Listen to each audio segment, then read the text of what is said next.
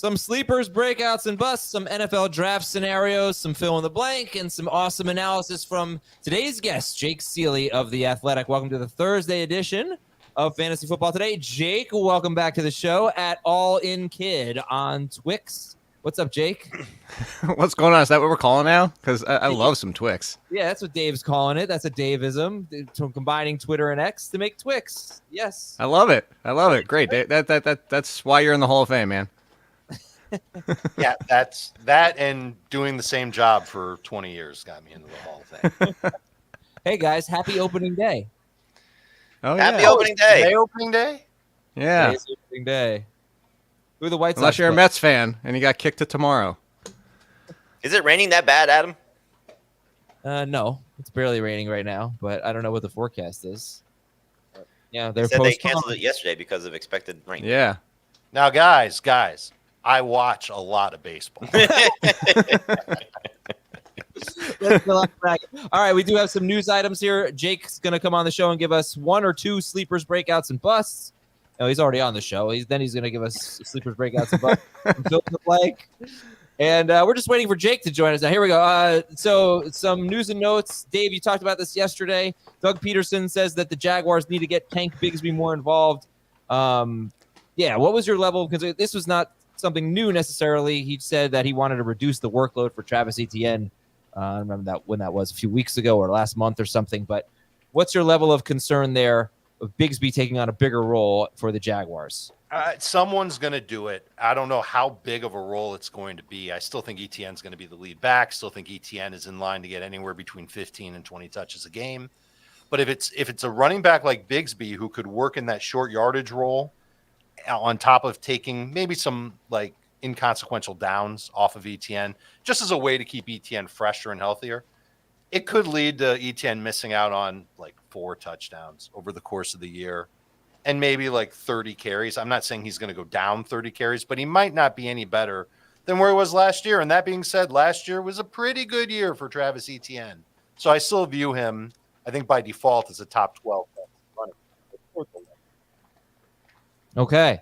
Does anybody have any interest in a 12-team league, 5 bench spots, let's say 6 bench spots, drafting Josh Reynolds, going to the Denver Broncos? Josh Reynolds.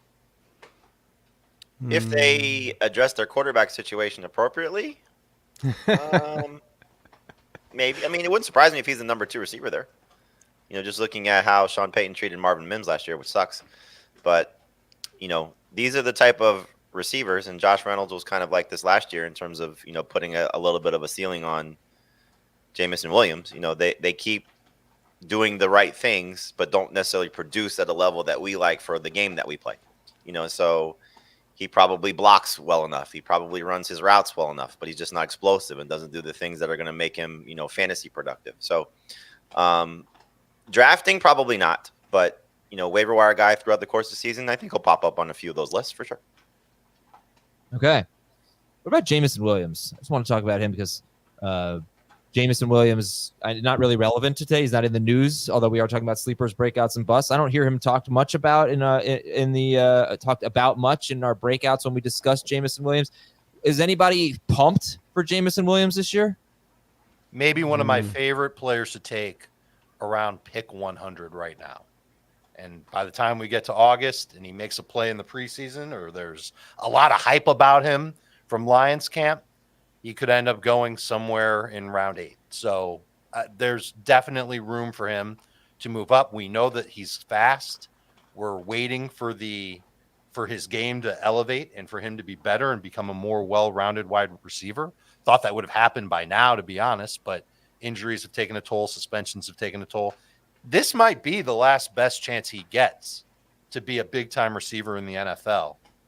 I don't know if he'll ever be like a top 12 type of fantasy wide receiver, but as a guy that you draft to start on your bench at the beginning of the year, would not surprise me if he finished the year in the top 30 on a points per game basis if things align properly in Detroit. And now that Josh Reynolds isn't there, if the Lions don't add anything to that receiving core, then it should open up a spot for Williams to get some decent target volume from game to game. I'm okay with what you said about that and the fact that I want him understanding he's going to be a wide receiver 3 or 4, and understanding that you just keep him in your lineup every single week. If he does hit, to your point, Dave, is that it's going to be lesser Devonta Smith. You can't try to play the matchups because he'll show up against bad defenses and then not show up against, favorable matchups. And so I just think that it's play him out there. He'll win you weeks. He'll do nothing in other weeks, but that's what you get in that kind of spot with that kind of wide receiver. All right. A couple more, just a few NFL draft thoughts or notes, rather. Jim Harbaugh, Chargers head coach, talking about building up the offensive line. They're very much in play to draft the top offensive tackle, Joe Alt, at 5th overall. We'll see if that happens. Jaden Daniels had his pro day. It was a great quote, by the way, from Harbaugh, if you haven't seen it. Yep. What was the quote? So he basically was talking about, paraphrasing here, that the one position group that is independent of everything else on the field is the offensive line. He said that if they do their job, everything else works. If their job fails, everything else falls apart. And he had a funny line. He's like, well, the defensive line, they could complain about that too. He's like, well, do you want to be on the field a lot, or do you want to be watching a 12 or 13 play drive, where the offensive line is opening up holes and protecting the quarterback and all those things. So it's funny. I think we mentioned this the other day when we were going through the stuff from the owners' meetings, that he gets it about what makes a successful team. We hate it because we want to see Justin Herbert with Marvin Harrison Jr. or Malik Nabers or one of these, high-profile rookies that happens. They'll find a receiver. It's a very deep class. They'll find a receiver. But if he finds a guy that's going to keep Justin Herbert upright and make the run game successful, that's probably a route that they may go. So don't be surprised if Joe Alt is the pick at 5. Yeah, but it's also a deep offensive line class, offensive tackle class. So the Chargers obviously wouldn't be surprised if they trade back. Yes. And, He spent a lot of time talking about that too. Yeah, right. So it wouldn't be if they came away in the first 2 rounds with a left tackle, with an offensive lineman and a wide receiver, it wouldn't be a shock at all for the Chargers. Jaden Daniels weighed in at 210 pounds yesterday. I had mentioned an article by Nate Tice talking about how rare it is for quarterbacks who are under 205 pounds to be good in the NFL. So 210, maybe a little breathing room there. That's good. And the Panthers signed edge Jadeveon Clowney to a 2-year, $20 million deal. It could be worth up to $24 million.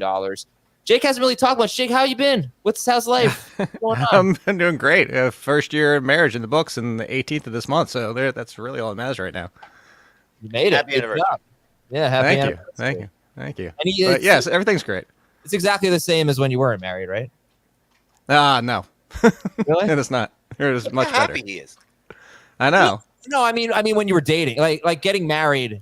Oh, yeah, it's exactly how it's the same as it was with dating. Yes, yeah. As Jamie has pointed out, I smile a lot more these days. There you go. Yes, you're a happy guy. That is good to see. You forgot one more news item, though. What is that? J.K. Dobbins visiting the Chargers.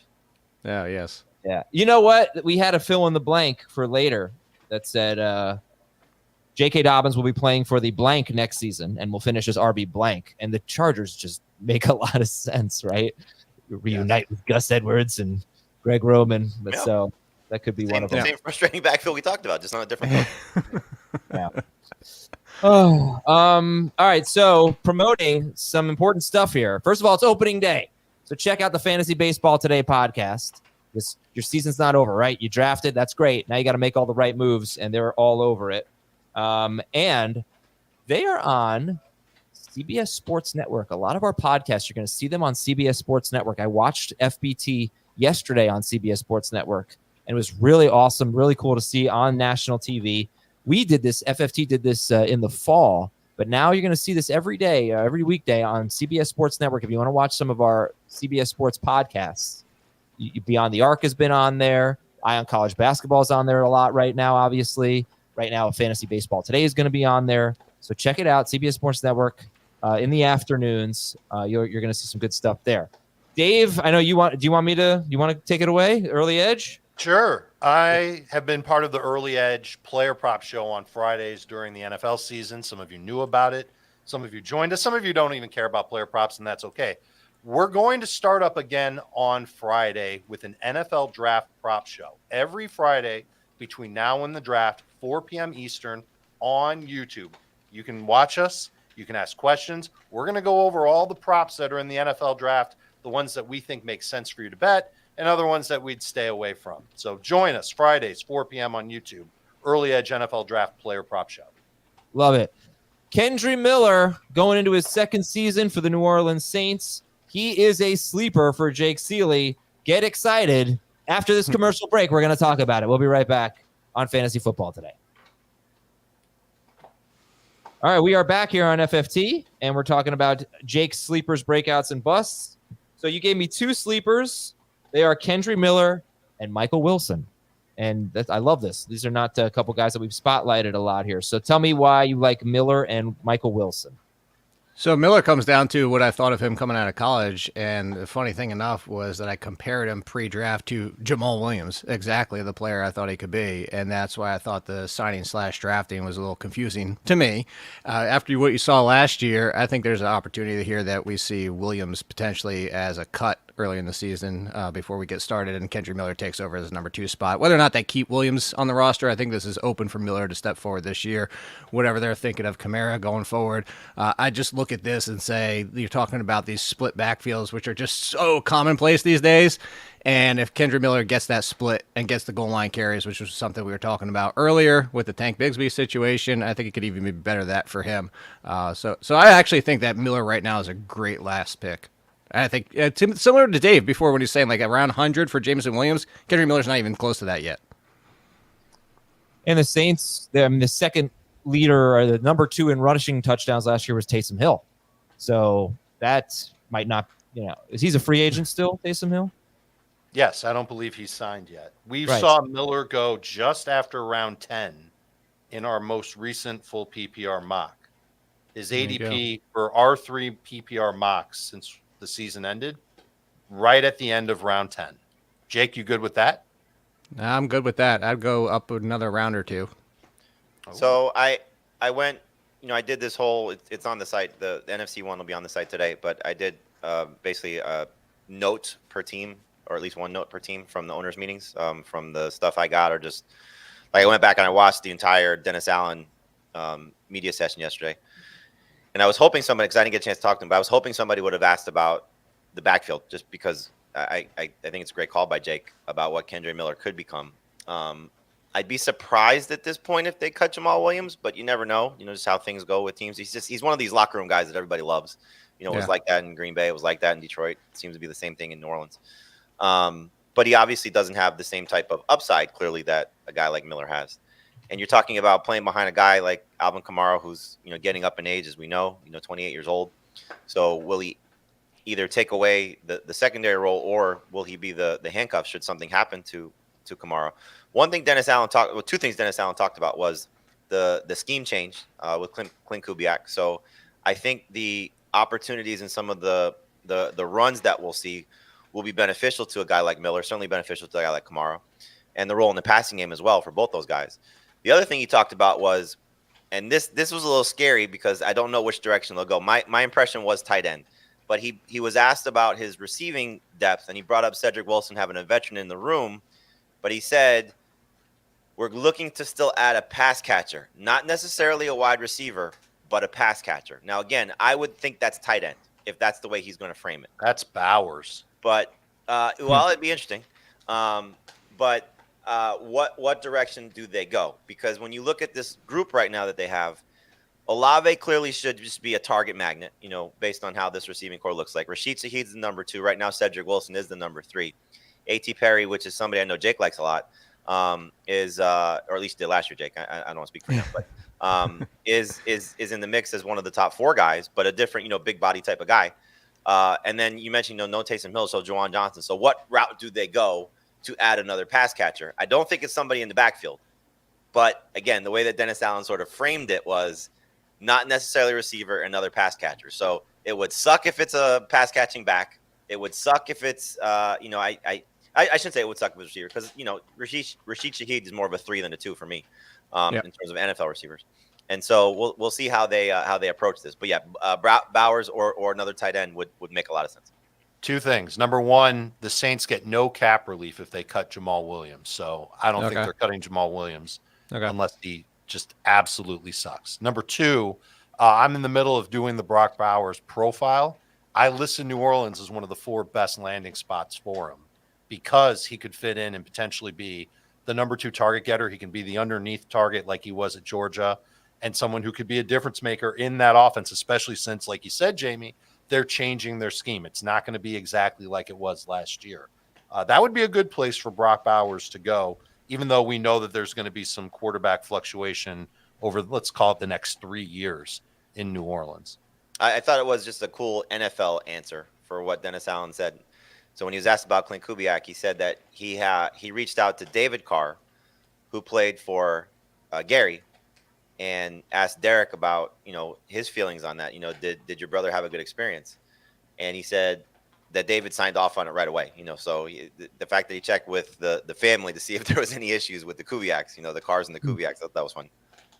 All right, next sleeper for Jake is Michael Wilson, second-year receiver for the Cardinals. He had 565 yards and 3 touchdowns in 13 games. He actually finished strong, I guess, last 2 games. 35 yards and a touchdown and 95 yards, exactly 15.5 PPR fantasy points in both games for Michael Wilson in week 17 and 18 with Kyler Murray. That was after 2 straight games with 0 catches.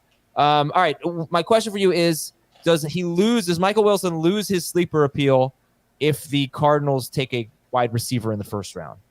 No, I actually expect the Cardinals to add a wide receiver and still like Michael Wilson as the 2. I felt like I was pretty high in comparison to the majority. I don't know about you guys, maybe with me on that, but on Michael Wilson as a whole last year coming into the draft, I think he can line up at any spot. I think that you saw that they used him in various positions last year, whether you had Marquise Brown was out, whether whatever was going on in other situations. I know a lot of people have been talking about Dortch this offseason, and Dortch is fine for who he is, and I like him, but more of a 3 or a 4 on most NFL teams, in my opinion. I think Wilson could be a 1 or 2. More likely a 2. I think somebody alongside of him as the similar talent or better will really help him. And actually, that's why I'm fine with him. Like, if they draft Harrison, if they draft Nabers, if they trade down and still take a wide receiver, I'm okay with that. I just think the fact is he's going to be the 1 or 2 on this team. And as the 1 or 2 with Kyler Murray healthy for an entire season, I can see him putting up top 40 numbers. Is he on your radar, guys? Absolutely.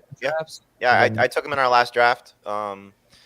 Very late too, which was, that's the best part about it. Late round 12. The better. And yeah, I mean, look, you always look for situations like this of there's continuity because he's played with Kyler Murray. The rookie coming in is going to have to learn that. Now, you would assume, again, if the draft capital is what it is, top 4 overall pick, Harrison or Nabers, or if they do trade down and still get one of those guys or Dunze, he's still going to be a part of it, like Jake said. You got to factor in Trey McBride too, so, I think, to assign a number to it, we'll see how that shapes up, is either 1, 2, or 3 in terms of targets. One thing Jonathan Gannon said, again, to go back to owners meetings, was in regard to Kyler Murray, just thrilled to have him in off-season workouts, because he wasn't able to do that last year. So his command of the system will be better. His relationship with his receivers will be better. He did spend a lot of time talking about Greg Dortch as well. So, he'll be a part of this. And we know that he's sort of been kind of like that, guy we always talk about when there's somebody missing. He's one of those guys that steps up and plays well. And really, that's the only time he's ever done that. He's never been a featured part of the offense. But without Rondell Moore there, he should have that slot role kind of locked up. But in any event, yeah, it's a great call. I mean, just based on what the opportunity is. Now, if they draft 2 receivers, then you got to be a little bit different, because then they're looking at it and saying he may not be the 1 or the 2, which he still could be, but they may just not be viewing it that way if they're concerned, because he did miss a lot of time with injury last year, which was a little frustrating. Yeah, that's kind of part of his game. What he does, right? Yeah, he had that at Stanford as well. What kind of target on give me a number, Jake, per game? Marvin Harrison's in Arizona, Trey McBride's in Arizona, Michael Wilson's there too. How many targets do you think Michael Wilson can get from week to week on average? You want the end of the year number, or do you want a per game number? Per game. I think he lives in the 4 to 6 range. Okay. Yeah, right. I'd say 5.5 per game. Yeah. Could be right around where he's at. And so you're taking a shot with him with a late pick. I don't think I would do it in non-PPR. And I think I wouldn't do it in half PPR either. But full PPR, where receiver value obviously big, if it's one of Jamie's leagues where it's 3 wide receiver and a flex, yeah, that's a guy for your bench. See, that's interesting, because I have to think, depending on who they draft, now Marvin Harrison, obviously, but I think depending on who they draft alongside of him, I actually liked how Michael Wilson was targeted in the red zone and specifically in the end zone. I actually think he can be a touchdown maker for them, so I would actually like him in all 3 formats. All right. George Pickens is an obvious breakout, according to Jake. He went with the 9th pick of round 5. He went after Cooper Kupp and DK Metcalf. He went before, not a lot of Terry McLaurin. It's like 8 picks later. So is that I'll give you the other breakout too. He says Josh Downs, but George Pickens, late round 5, so 57th overall. How do you feel about that? Are you asking them or me? You, Jake. You. Okay, I thought the way that you phrased it, I thought you were like, "Are you guys good with this call?" That I actually think that number could rise, especially if they wait till day 2 or 3 to add another wide receiver. So I think Pickens is going to be a very popular one. People want him last year, wanted him to happen last year, and the inconsistencies didn't lead to what we wanted. The jokes were made when he was drafted that they drafted a better wide receiver. It's just the skill set that Pickens has. He does have a skill set to be a top 20 wide receiver. Now, the quarterback situation is going to come into play, whether Fields takes over at some point. But even so, Fields just helped DJ Moore be what he was as a top 12, actually top 10 wide receiver. So I think really if they don't add anything significant, like if they don't draft round 1 wide receiver and we're like, ooh, well, maybe it'll be a little more split like it was with Deontay Johnson, I think people are going to start to come around to Pickens. And that's why I kind of said he feels obvious. I feel like that number is going to creep into the 4th, maybe even late 3rd, but definitely 4th round. Yeah, I think late round 5 was a little later than I expected him to go, I suppose. Jamie, would you take George Pickens over any of these players? Zay Flowers, Jordan Addison, Christian Kirk? Yes. Yep. Kirk is the close one for me just because I do think he's going to be a heavy volume guy in Jacksonville, knowing this receiving core. If it stays as it is, they're in play. I think it's 16 or 17, whatever pick they have in the first round to take a wide receiver. Doug Peterson talked about that. But obviously when you're talking about upside, Pickens has much more upside than all 3 of these guys. And, the only concern, it's 2 words that scare the hell out of me with George Pickens, and it's Arthur Smith. In that, he may just unfortunately not allow the number 1 receiver to be the number 1 receiver like we hope it could be, like we saw with Drake London as well. But obviously the quarterback situation that he's dealing with is a little bit better. So comparing Atlanta to Pittsburgh. Yes. I think you got to be all in on George Pickens at the right cost. Like you don't want to, Dave said this phrase a lot. You don't want to draft him at his ceiling. So I think round 3 feels like his ceiling. Round 4, I think, is the sweet spot for him. Round 5, you just absolutely run to make that pick. That's the kind of player that you want to get. So round 4 is when he should start to be on your radar. I like the round 5 value for sure. Tell me if this means anything to you guys. Drake London averaged 6.9 targets per game last year. Now, that was in an offense with terrible quarterbacks, and there were plenty of other guys that got targets, random guys from week to week that would have a spike in targets, but that was London's average over the year. Last season, 7 games where George Pickens had at least 7 targets. We're going to round up a 10th of a target. 4 of those games, awesome, at least 15 PPR, 4 of them 100 yards. Only one of them was a Mason Rudolph game, by the way. The other 3 were stinkers. I wonder if that's how it might end up looking for Pickens this year. Is half the games you're going to love having them, and half the games you're going to hate having them. But when you've got receivers like that, they're number 2 guys. Once upon a time, Tyler Lockett was one of those guys where half the year you'd hate having him on your team. The other half of the year, you loved having him on your team because he'd have big games. I think Pickens can do the exact same thing, especially since now he appears to be the clear-cut number 1 target, and his downfield game, the way that he fights for those targets, they're contested catches. They don't look pretty all the time, but he comes down with them. I think Russell Wilson will like that a lot, and I think that Russ with Pickens could end up being a pretty good deal. We want Russell Wilson for George Pickens. I don't think I'm going to be as into Pickens if it's Justin Fields. I'll still be in, but I think that to your point there is that's what we have with most wide receiver 2s these days. I mean, you're talking about the DK Metcalfs. Even we were just brought up Calvin Ridley, Michael Pittman last year. There's a lot of weeks where it's like they got 3 points, 4 points. I think that we have to understand that the majorities, I know Chris Olave was a wide receiver 2, but he's actually more the anomaly where, as you mentioned, 7-8 years ago, it was the reverse. So I think you just understand that those are the kind of wide receivers we're drafting as 2s these days. Yeah, Pickens, though, I liked so many things about him, including played 4 games without Deontay Johnson. He had 75 or more yards in 3 of them. But I do wonder how we would be evaluating George Pickens if not for Trubisky or Rudolph coming in week 16 and 17. 35.5 points, 20.1 points. Up into that, he looked like a bust, like an NFL draft bust, with a sporadic, with an occasional huge game, and usually completely silent. And I also wonder if people were actually playing fantasy in Week 18, and he went and played his normal snaps, and he had no catches on no targets at Baltimore in Week 18.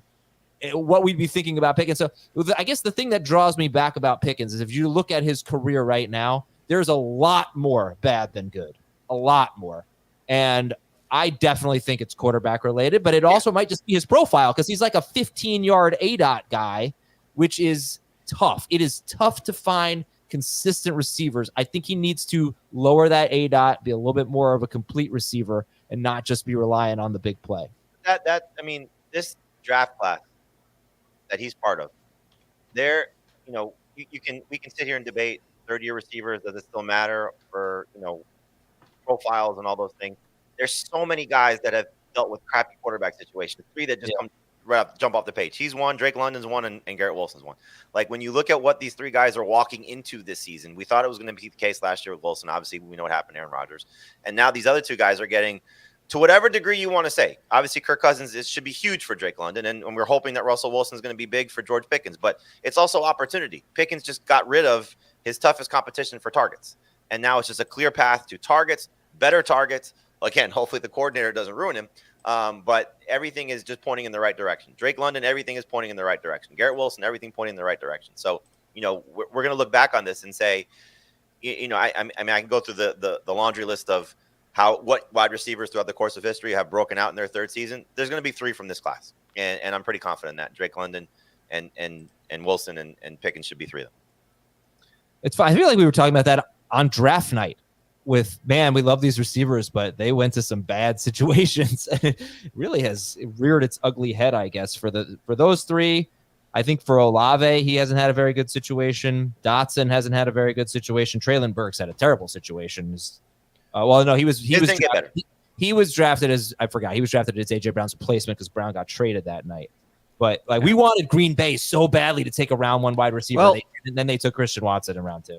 Go back 3 years, and you have Ayuk, who fell into a terrible situation. Pittman was dealing with the remaining Phillip Rivers, and then the first year of T. Higgins was first year Joe Burrow. I meant to say the first year with Joe Burrow, which was he didn't even play the full season.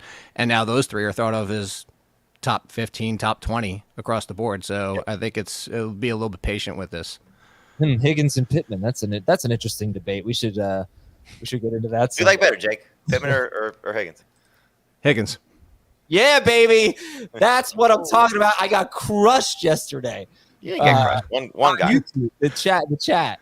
There in the comments. They not. Well, we could quick hit Downs with that is because I like the fit of Downs with Anthony Richardson, which is why I liked them last year when they drafted him, and I thought Alec Pierce was pretty much done. That's why I think Downs is a nice sleeper this year. You already saw the connection before Richardson got hurt, and of course, Richardson's going to continue to be an injury risk. But I think Richardson Downs. I'm not saying that Downs is going to surpass Pittman, but I think you can see Pittman and Downs very close in fantasy numbers. They're different styles, but their numbers are going to be similar at the end of the year, and that's why I like Downs as a great late pick. So I agree with that, but Joe Burrow's not an injury risk?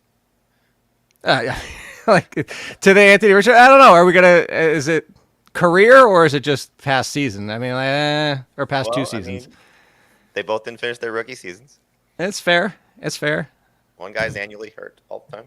Yeah, every summer. It's an interesting discussion, but some people just think that mobile quarterbacks are more injury prone because they get hit more. I have read people say that the research shows that mobile quarterbacks are not more injury prone. FB injury doc. He actually has a whole study he did on it, and it shows that they don't get hurt more than quarterbacks that stand in the pocket. Right. We just have unfortunate negative views because of like RG3 and guys that have Lamar.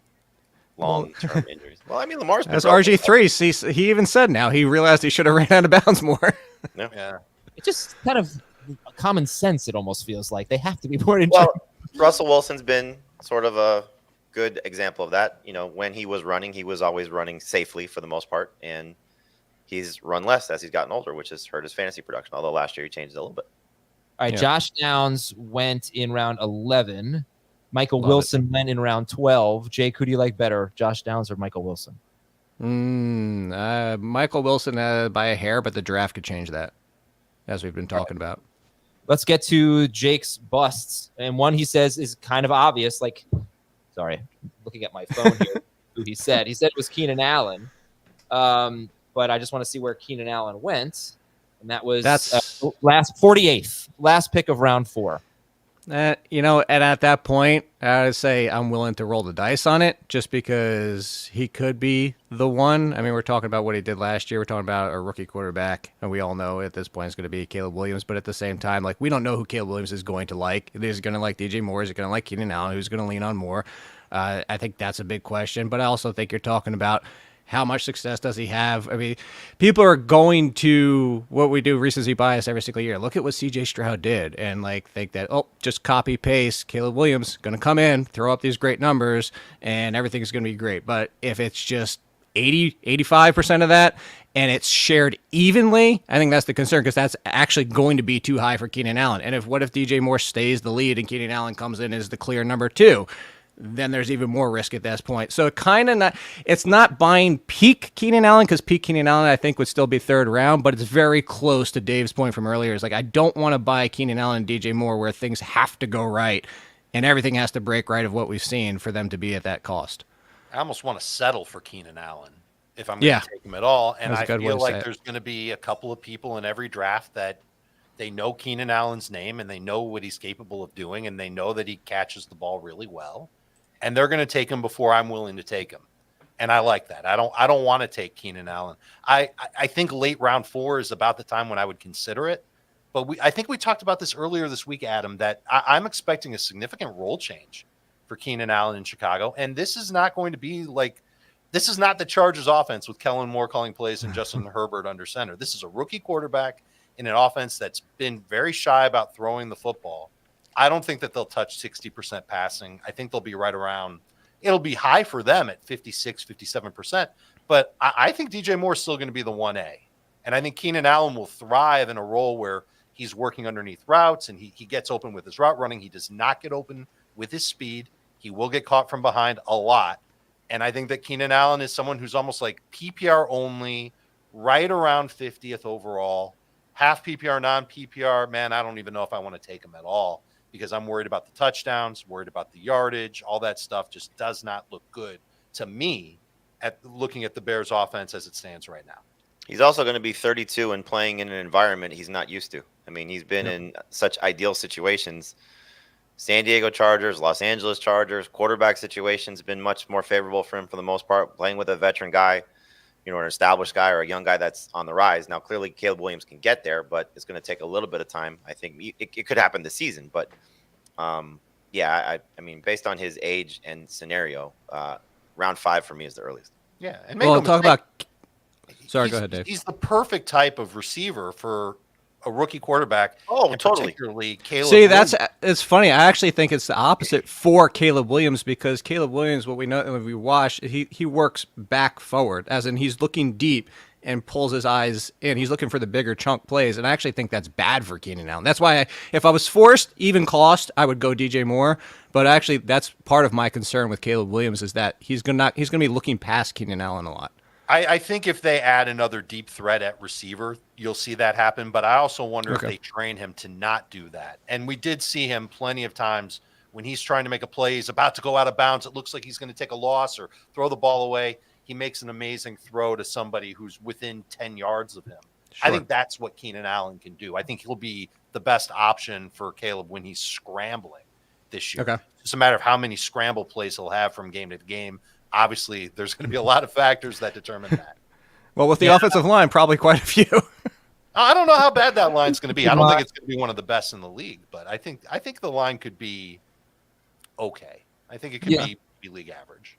I think the thing that Keenan Allen does that could help him is he gets open. He gets open as well as anyone in football, and that could help a rookie quarterback. We got to take a break here. I was going to say, the Bears, a lot of people know this. They're the only franchise that has not had, I think they're the only franchise, right? They've never had a 4,000-yard passer in a season.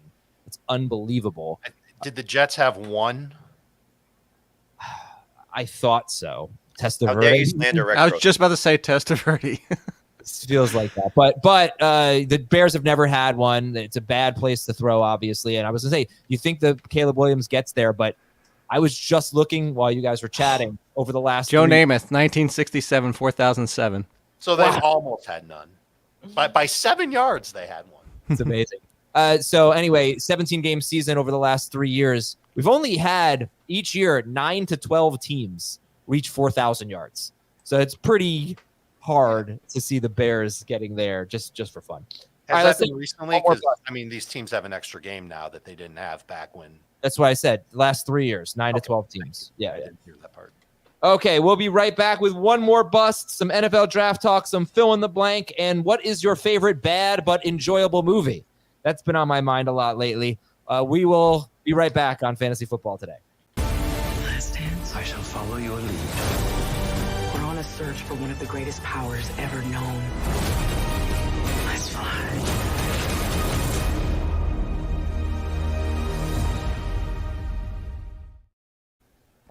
The last bust we're going to talk about is actually a combo. It's the Steelers running backs, Jake. Let me tell you where they went. These are Jake's busts here. I am searching for, in our draft, I'm searching for Jake Ciely. You did not get drafted. So let's search for Najee Harris instead. He went mid to late round 6. Jaylen Warren went late round 8. And fun fact, Jamie took Jaylen Warren and Dave took Najee Harris. So tell them why they're stupid. This is even before Cordero Patterson. I don't want any of them. And I don't even want, I know people are going to argue. I'm not saying either one of them, but people are going to argue, well, Jaylen Warren and things. It's Arthur Smith, who we already brought up in the show.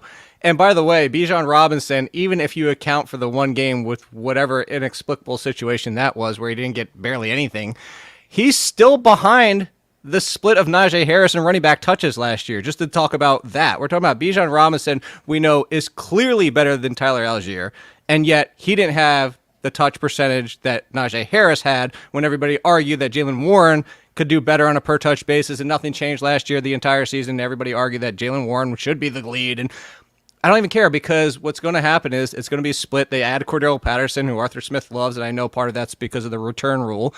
But all this being said is I just don't want to even figure it out, because you're going to be chasing your tail the entire season. It's going to be, oh, look, Najee Harris got the lead these 2 weeks, and then boom, it's Jaylen Warren. And now we're back to figuring out another week, and then we need to.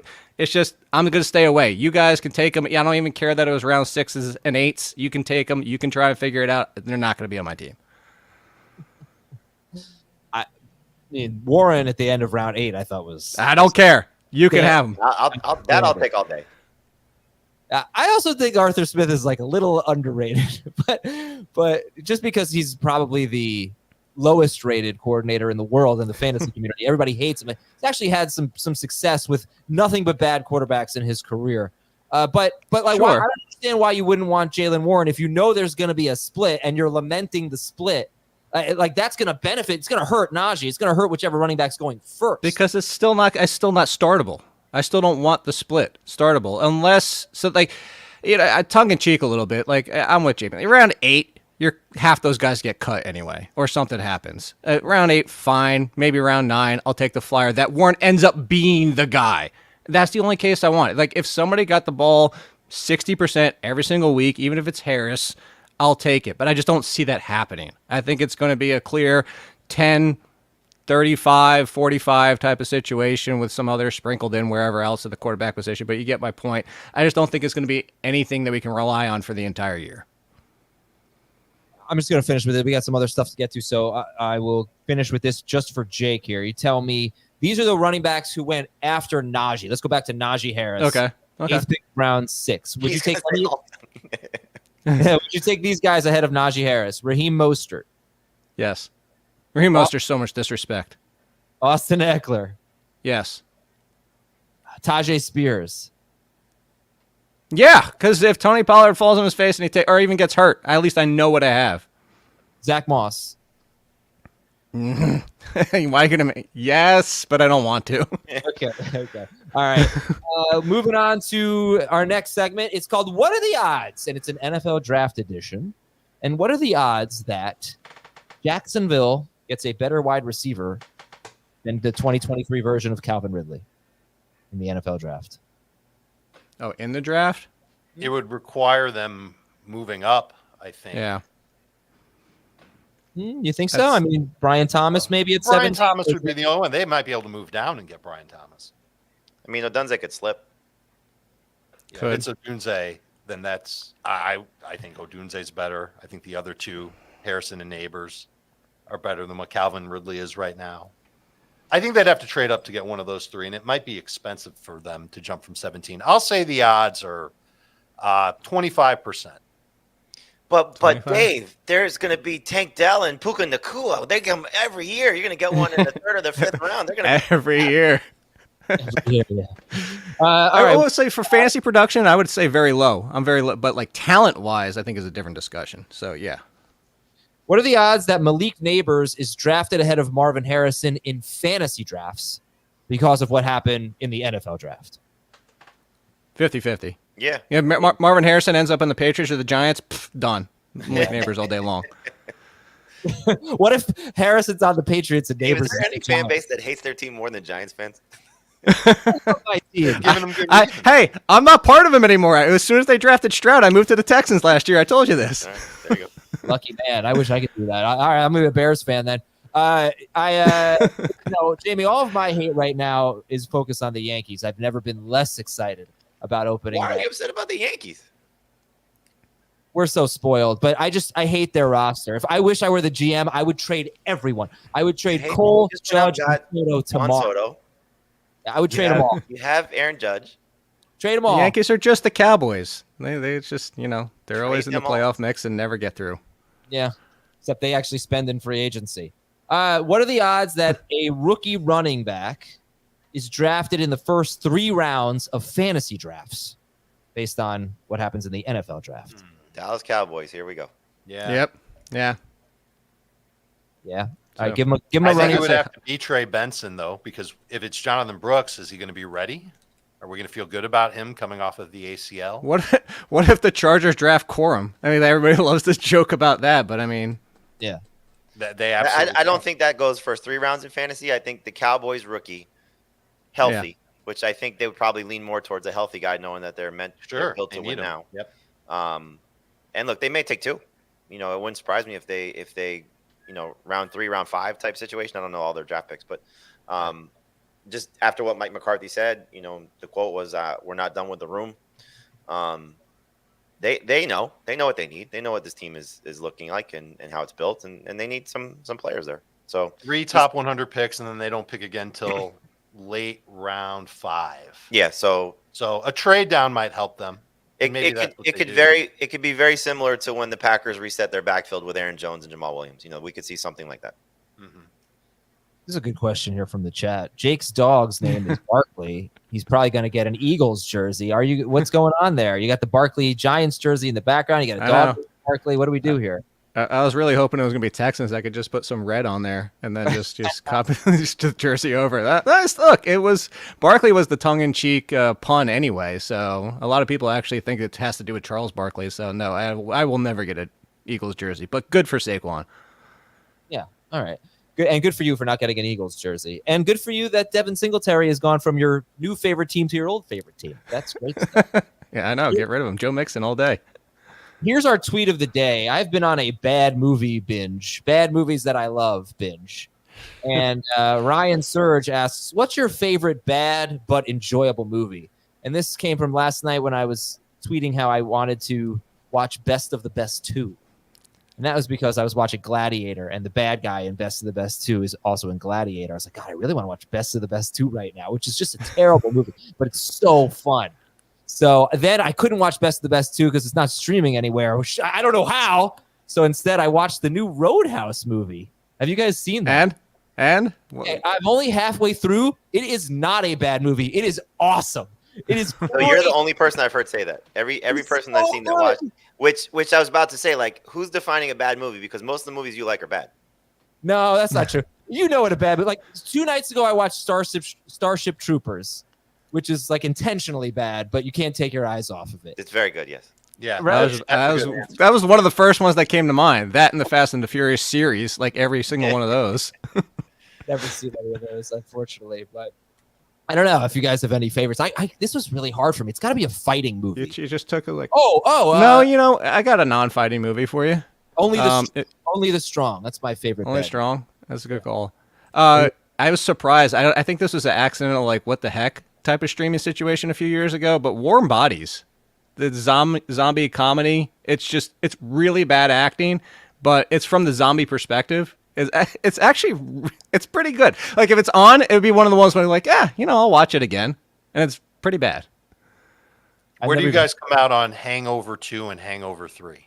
Bad. They're both terrible. Yeah, and not even enjoyable. I like them both. Okay. I like them for what they are, campy, simple, fun. Speaking of sequels, the original Spider-Man 3 is terrible, but it's Spider-Man. It's good. It's fun. Yeah, I think anytime you get like ensemble movies, it's almost feel like you're catching up with friends.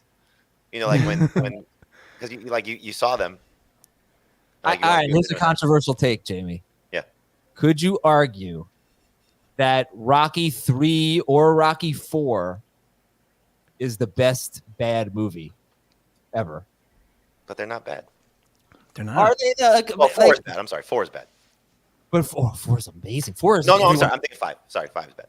5 is straight up bad. 5 is it. 5 was actually one of the movies I was going to say because 4 has how many? No, but you like watching Rocky 5? I don't even think about Rocky. If it's on, I won't turn it off. I won't turn it on. The lines are so funny. Why don't you try knocking me down? That's a good impression. That was good. Rocky 4 is 100% bad, but incredible. I'm on the fence there. Like it's pretty bad. I mean, you've got like 3 montages. You have 2 montages within 5 minutes. That's unbelievable. That's South Park-esque. But again, it's. I mean, it's the only thing that really makes me feel bad about it is Apollo dies. Oh, don't tell Heath. I mean, all right. So, well, anyway, that's a fun conversation. Thank you for the tweet, Ryan Search. Here's some fill in the blank about fantasy football. Oh, yeah, ask Jake if he likes your stupid sandwich. All right, listen to my sandwich, Jake, because someone says Adam's movies is probably on par with his sandwiches. By the way, just knowing Jake, there's 0% chance he would ever even take a bite of this. I was about to offer some odds, Jamie. Do you think he would eat it at like plus 250, or does it need to be higher? You could put a pile of cash in front of him and he wouldn't touch the sandwich. Don't forget. Don't forget. Do it. It went under, but I had a deli, so like you gotta remember that. This at your deli. How often did somebody order this at your deli? Adam, please. Okay, so it's a ham and cheese sandwich with tomato and Russian dressing. Not bad, right? It's already questionable. On a cinnamon raisin bagel. What the? I almost. I caught myself.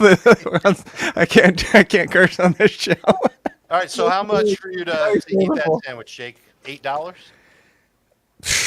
You'd have to give me more than that. That's disgusting. $18. No, because $1.8 million. Oh yeah, I mean, like you start talking 4 figures, and I'll probably down it just to Jake, burn my tongue first. Just to give you some perspective, he used to order this every Sunday, right, Adam?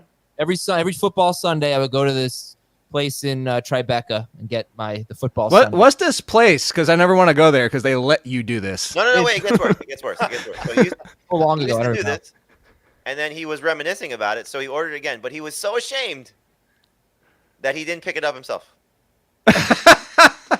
No, I picked it up. You're talking about what just happened recently? Yeah. No, I picked it up. I just was too ashamed to order it at the restaurant, so I did it on the phone. Oh, right. I didn't want to hear because it is so Hi, weird. I'd like to order. It's a good question here from Don. What were those Stallone Arnold movies where they were in a max security prison and had to break out? Oh, Tango and Cash, and that was Russell and Stallone. Or unless this is the Expendables, I don't remember. That's the only movies they've done together.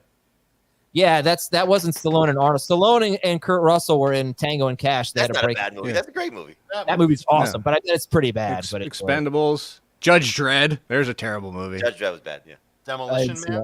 I am the law. Demolition. That's the one I was trying to think of because I was thinking of Wesley Snipes. Oh, Demolition Man's great. I think it's a good movie. Yeah, I would watch Demolition Man.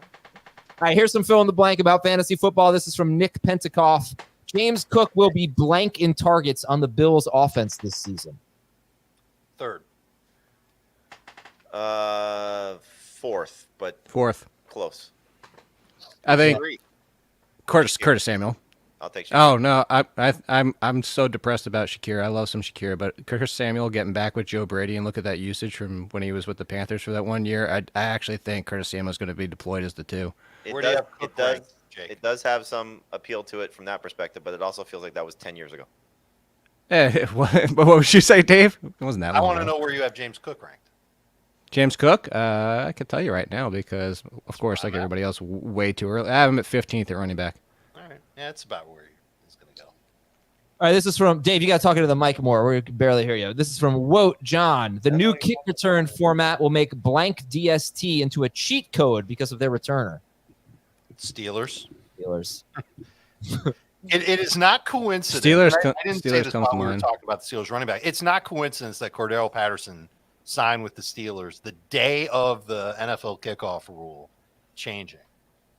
Yeah, I'll give you one that people might kind of just overlook. Whether it's Achan or Hill, and remember, like people are scared that people are going to get hurt. Exactly, I was about to say the same thing. Like the reason we didn't have kick returns in these kind of guys is because they're afraid they're going to get hurt, and their teams are going to be more willing to deploy people like Achan and Hill on returns now. And holy crap, the other one I'll throw out: whoever drafts Xavier Worthy and puts him there. Yeah. All right, hold on a second here. This movie must be so bad I've never even heard of it. Arnold and Stallone in a movie called Escape Plan. Yes, Don was right. They have to break out of a maximum security prison. I don't think I want to see this movie. There's two. There's an Escape Plan 2. I do want to see this movie. I do want to see. It's got Jim Caviezel and Vincent D'Onofrio in it. 50 Cent is in it. I'm in. Let's see how it did on Rotten Tomatoes. Their Escape Plan. It's got 6.7 on IMDb. It got the sequel looks like it did pretty bad. Oh, 7%. The first one got a 50% though. That's not that bad. Yeah, You can't. I don't think you can call that a How bad old were movie. they when they made this movies? It was 2013. So they're old. Yeah, that's like. Aba. All right, next up from Pete Farmer, Zack Moss will be a blank running back. Bengals. overdrafted. Yeah, borderline RB2, RB3. Why so negative? Because you think Chase Brown has a big role or a decent size Never role? stayed healthy. Yeah. He's been in this role before. That too. All right. It's a good spot, but he's sharing for sure. The And Bengals feel like one of those teams that could surprise us too and be like, oh, round 3, this guy was still on the board. Look what happened. And now you just got another guy in the mix. From Sebastian, I'll skip the one about Dobbins playing for blank. Sebastian says blank has the highest possibility for fantasy redemption this year. Drake London. That feels like the easiest answer there could be. Cooper Kupp is the first name that came to my mind. I like the London answer. Kyle Pitts then, too. Throw them both of them together. Dijon too. Yeah. I don't really see how everyone could be so high on London and not high on Pitts. I was thinking about that the other day. I'm with you. I have Pitts as top 5 tight end. And I think where you guys are, Jamie and David, not quite top 5, but like 6, 7. I think that's appropriate. I just feel I have him behind Kincaid and behind Ingram, just based on their situations right now. But those 3 are the trio of death, based on how we typically draft these guys, where we get excited about these tight ends after the top 3 or 4, and they always flop. Where Pitts has been the last 2 seasons. Guess who I'm gonna say has the highest possibility for redemption? Stephon Diggs. No, even more Azer. Gabe Davis. T. Higgins. Trevor Lawrence. Oh, yeah. How about Joe Burrow? Bengals in general. Bengals passing game in general should bounce back. From Scott, if Marvin Harrison Jr. is drafted by the Chargers, Justin Herbert is a top blank quarterback. Doesn't change. He's not even a QB1 for me this year. I don't care if they draft Marvin Me Harrison. either. Really? Yeah, he'll be. Look at his last 2 QB1 seasons. for me. He'll be a low-end QB1. You can still draft him. He still has great upside. I expect the Chargers to do something with their wide receivers. And you can get him so late. You can get another quarterback with him. So if he doesn't pan out, you just go with the next quarterback. From T, if Khalil Herbert goes to the Chargers, he is an RB blank in PPR. Khalil Herbert to the Chargers. Yeah, he's just speculating. He says, I haven't heard anything to suggest this, but wouldn't it be very intriguing? I said this before when they signed DeAndre Swift. It wouldn't shock me if one of those two guys gets traded, and Herbert makes the most sense just because of his years of service. So I would think a team like the Chargers, if they don't like J.K. Dobbins, but obviously there's a lot of history there with the coordinator. Dallas, if you can get a round 7 or round 6 pick in return, for the Bears, would they consider it? I would imagine so. Any of those situations where he escapes Chicago and has a chance to be, a starter or a little bit more of a foothold in getting touches would be great for him. So, yeah. He's one of those running backs that looks to me like a winner of this new kickoff rule. And he's not going to cost Chicago very much against the cap. What if they keep him and they make him one of their kick returners? Yeah, I can see him staying, sure. I wonder if more fantasy leagues are going to start pivoting to return yards. I'm going to write an article about that. I don't think 2024, because I'm sure most leagues will want to see what happens. Right. And the rule isn't permanent. It's just a 1-year trial. It's a 1-year trial, yeah. I don't want to be in those leagues, so just don't do it for us. No, but here's the question is this. Should your player that you start get credit for a kick return touchdown? Or does that only belong to the DST? DST. So Heath, in the Dynasty League that Dave and I are part of that Adam hates because I have him attached to the league, I'm pretty sure the first year he did it, he had return yardage for players. Yep. And as a result, I drafted Tyreek Hill 2 rounds too soon, and I've been thrilled ever since. Nice. All right, let's. I have a few emails here that I wanted to knock out. We're going to do these quickly here. Post in the comments what you think the best answer is for that. DST only or both DST and the player getting a kick return touchdown? DST only. Okay. You have to post it in the comments, Jamie has posted. Yeah. Jake, you got an opinion on it? No, mostly because I think DST needs to be revamped, period. So I would lean towards the player and fix DST. Oh, the kicker should get it. I agree. I think The kicker should get the hell out of here, Jamie. All right, from Kevin. Where's Kevin from? Kevin is from Mount Adams, Ohio. Kevin is basically. I think the question is: do you believe that a team with a bad defense will produce better fantasy options? I guess at wide receiver or quarterback. They give up more points, they're chasing points, etc. I'm not sure I buy the premise, but a lot of people do. What do you guys think? Oh, so the cliche, they give up a ton of points, so they're going to have to pass the entire game type of thing. I think that's more of a trap than a truth. Agreed. Yeah, me too. Okay, this is Corey from the cold north, Gardner Minshew in Jacksonville.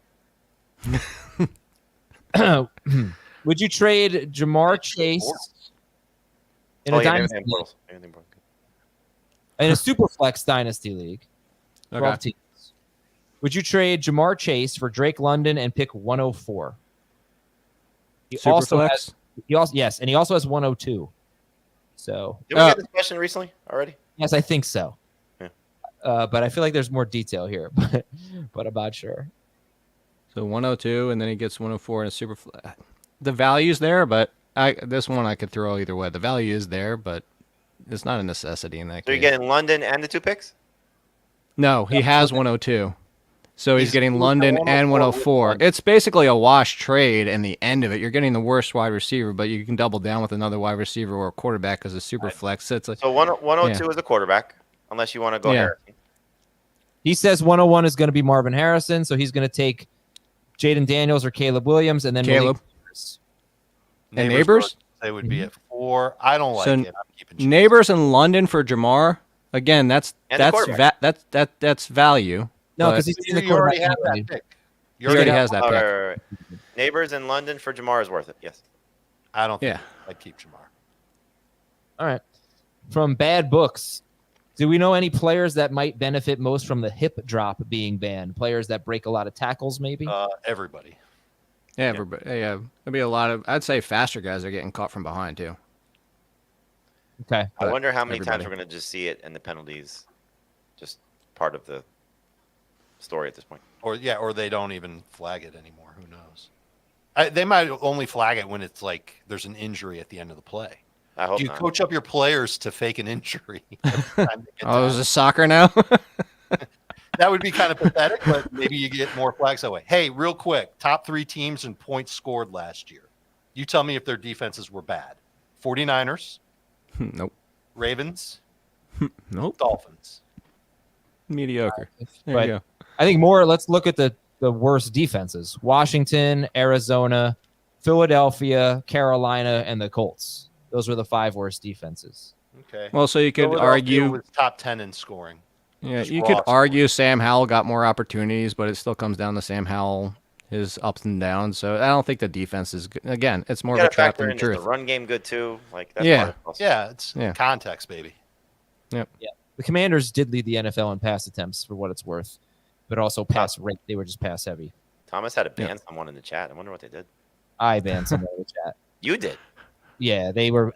I don't know. It was some spammy advertising of. Oh, They were talking trash about the Good Morning Sunday Football cinnamon raisin bagel sandwich. Oh God. No, they said Pittman over Higgins. All right, we're out of here. Jake, thank you very much for joining us. Yes. No problem. I'm never gonna have that sandwich ever. I was willing to try it until you got to the cinnamon raisin part. Yeah, I know. Before that, it's fine. Ham and cheese with tomato and Russian dressing. That's It's terrific. kind of boring, honestly. Jake, Before that. if someone paid you $100, you wouldn't eat it? $100, I'd eat it just because it's $100. And you know that we're not gonna, sneak around and put like mushrooms or something like that. Like, No, those kinds of mushrooms. Azer comes to flex and gives me $100. I'll eat it. All right, Adam, give Jake. Here comes the flex. I'll give you the $100 to eat it. Why don't you eat your burger and we'll tell you. All right, we'll talk to you. We'll talk to you on Monday. Have a great weekend. Have a great Easter, everybody. And Enjoy the college basketball action. we have work on Monday, right? Good luck in your brackets, dudes. Easter Monday is not a holiday. Easter Friday. Okay. All right. Goodbye. See ya. I'm still learning. Later.